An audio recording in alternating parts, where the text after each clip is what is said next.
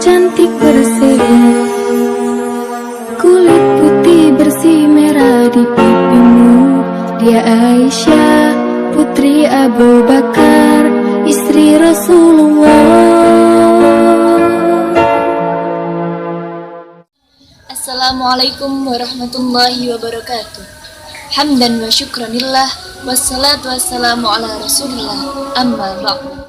Kepada yang terhormat Kiai Haji Sadid Jauhari Zawawi selaku Ketua Yayasan Al-Falah As-Sunniyah Kencong, kepada yang terhormat Gus Rizal Mumazik Zionis selaku Rektor Inaifas Kencong, dan kepada Bu Titin Nur Hidayati selaku dosen pembimbing psikologi dakwah. Dan tak lupa juga kepada rekan-rekanku yang berbahagia.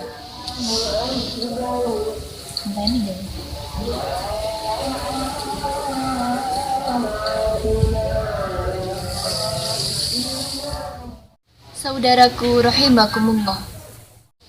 Khairun nas anfa'uhum linnas. Sebaik-baik manusia adalah yang paling bermanfaat untuk manusia lainnya. Dalam kesempatan ini, saya akan mengulas sedikit tentang kedermawanan. Saudaraku rahimakumullah. Dermawan merupakan salah satu sifat yang terpuji yang harus dimiliki oleh setiap mukmin. Karena dermawan merupakan perbuatan yang mencerminkan hubungan antara manusia yang baik, tetapi tidak mengesampingkan hubungan dengan Allah Subhanahu wa Ta'ala. Kedermawanan mengajarkan seseorang akan arti sebuah keikhlasan dan kepedulian terhadap orang lain yang membutuhkan. Ali bin Abi Thalib radhiyallahu anhu mengatakan, jika dunia mendatangimu, maka sedekahkanlah, karena sedekah itu tidak akan habis. Hal ini sesuai dengan sabda Nabi Muhammad SAW, "Manaqat sadaqatun min malin." Sedekah itu tidak akan mengurangi harta. Hadis riwayat Muslim.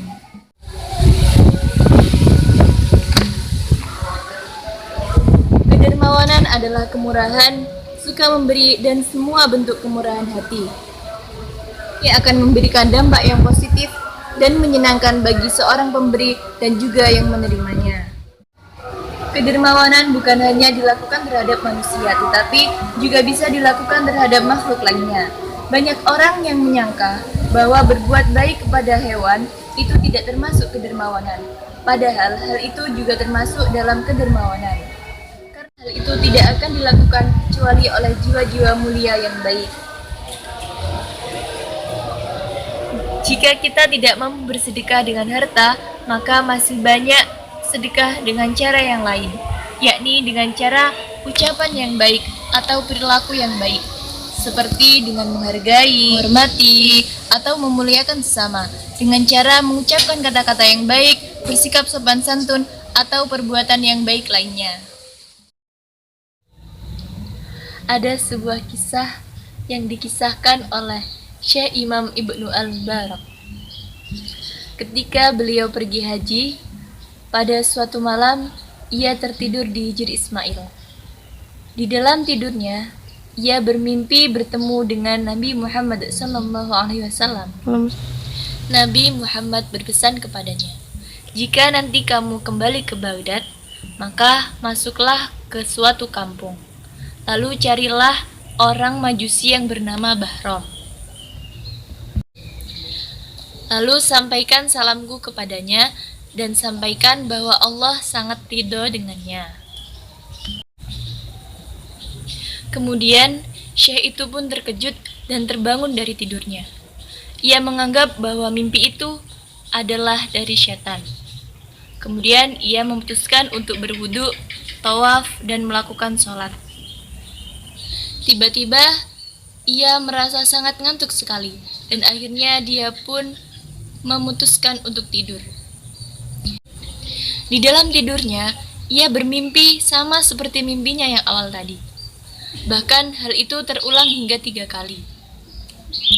Setelah ia menyelesaikan seluruh rangkaian ibadah haji, pun kembali ke Baghdad dan ia langsung menuju kampung yang telah disebutkan oleh Nabi dalam mimpinya. Setelah Syekh menemukan Pak Bahrom, ternyata Pak Bahrom itu memang benar-benar orang Majusi yang sudah tua. Kemudian Syekh bertanya kepadanya, "Wahai Pak Bahrom, apakah Anda mempunyai amalan yang sangat bagus? Kemudian Pak Barom menjawab, iya, ada.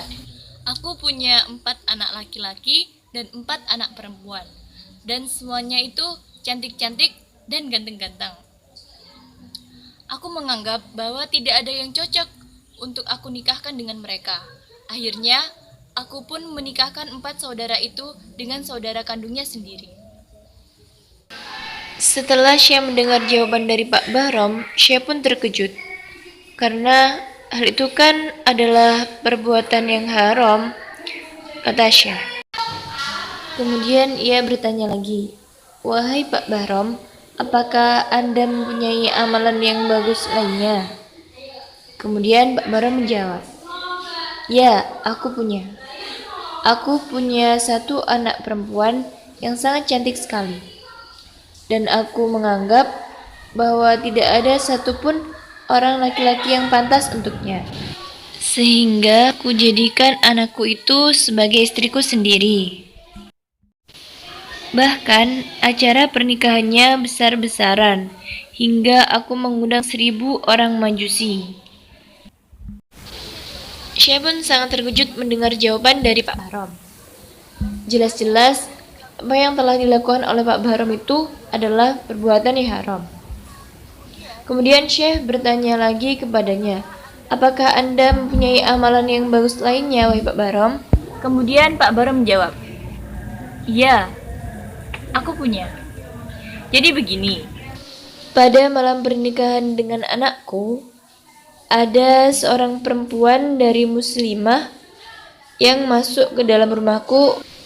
Ia masuk untuk menyalakan lentera. Anehnya, ia keluar, tiba-tiba ia mematikan lentera itu sendiri. Setelah itu ia masuk kembali dalam rumah. Setelah itu keluar, masuk, keluar. Begitu seterusnya. Kemudian aku mencurigainya. Bisa-bisa ia adalah mata-mata dari seorang pencuri. Akhirnya aku memutuskan untuk membuntutinya.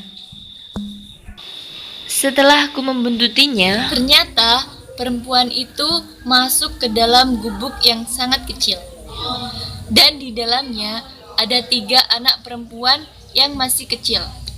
Kemudian mereka bertanya kepada ibunya, wahai ibu, apakah ibu membawa makanan untuk kami? Aku sudah tidak kuat lagi, Bu, kata mereka. Kemudian ibunya pun menjawab dengan menangis, sudahlah nak, besok saja kita usahakan untuk mencari makanan lagi. Setelah Syekh mendengar cerita dari Pak Barom, ia langsung yakin bahwa ini yang menyebabkan Nabi Muhammad menyampaikan salam kepadanya dan Allah sangat meridhoinya. Kemudian Syekh pun menceritakan apa yang telah dimimpikannya. Setelah Pak Barom mendengar semua cerita dari Syekh, ia pun langsung mengucapkan kalimat syahadat, asyhadu alla ilaha illallah wa asyhadu anna Muhammadan abduhu wa rasuluh. Kemudian ia langsung jatuh pingsan, tersungkur, dan seketika itu juga ia pun meninggal dunia.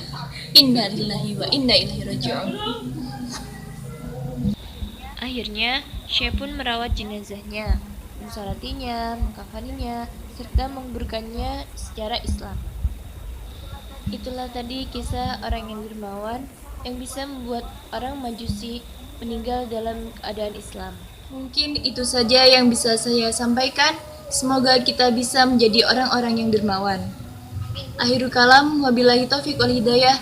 Wassalamualaikum warahmatullahi wabarakatuh.